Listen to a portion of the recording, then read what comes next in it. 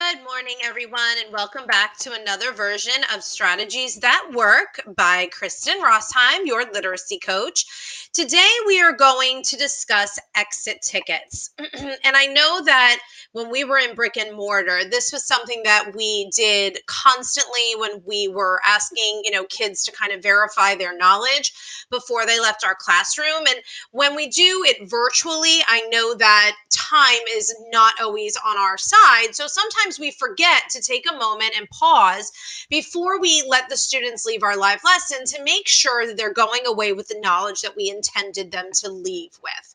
So exit slips is a strategy that requires students to write down a response or to orally give you a response to questions that you pose at the end of class. This helps those kids reflect on what they've learned and express what or how they're thinking about the new information. We can use exit slips to easily incorporate writing or any kind of oral communication into our content area and require students to think critically about what we have just taught them.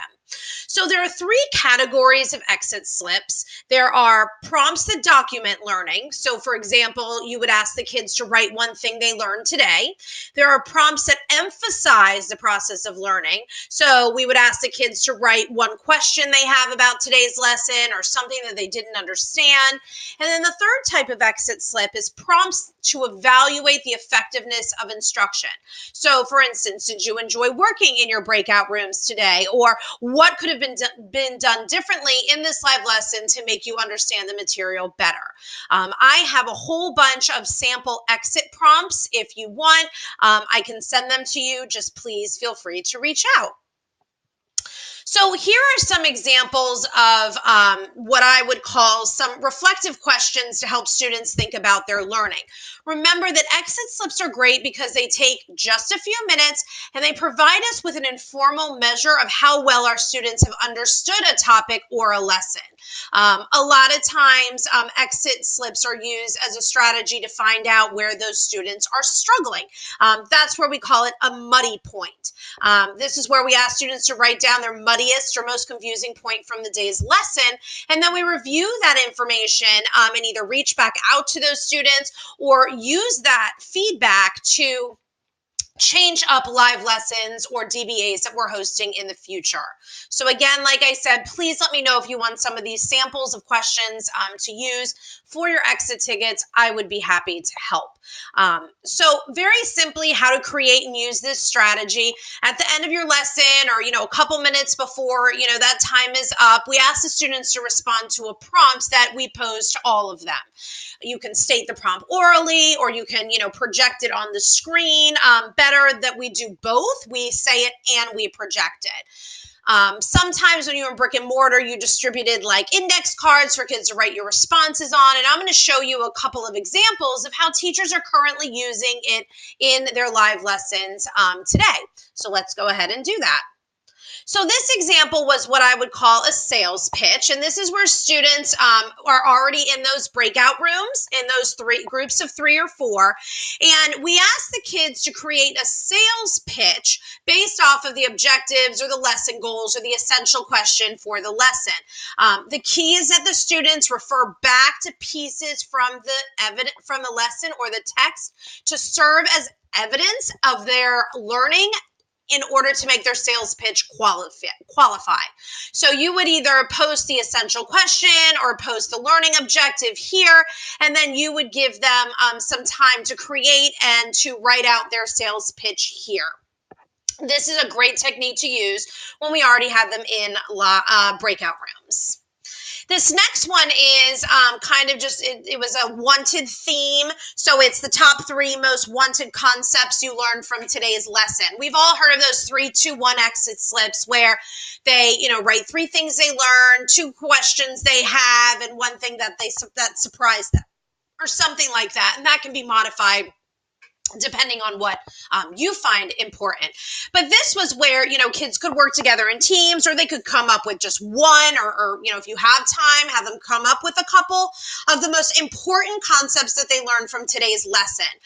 Something that I really like that I'm going to show you in the next sample is giving them the vocabulary or a word bank that they need to use in their answer. A lot of times when you ask kids, what did you learn today? They'll tell you something very general. I learned about solving equations, or I learned about defensive driving, or, I learned about the marine ecosystem, something like that. But we want them to use specific content examples and vocabulary that we taught them throughout the lesson. So what a better way to do that than to actually give them a word bank to choose from when creating their sentences.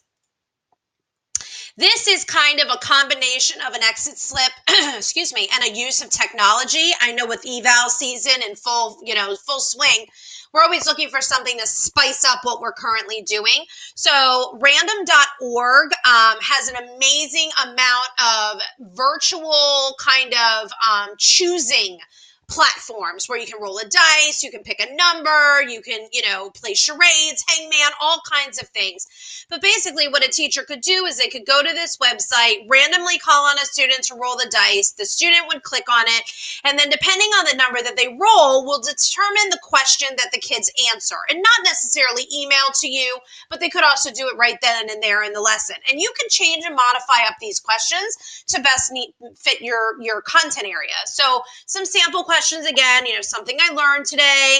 I could explain this lesson to a peer by telling them that. I'm still confused about my, aha moment, or what was most interesting to me.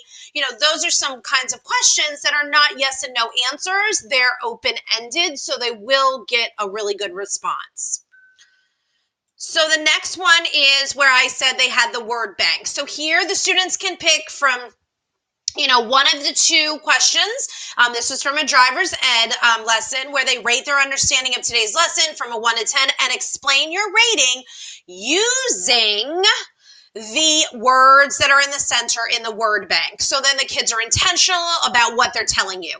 Or the kids could give you an answer to the most important thing I learned, and why was it important? Why was it important to future knowledge? What concept or module can I connect learning from today back to? So that's that feeding forward and activating that prior knowledge that is super simple to do. But I really love how they included the word bank here.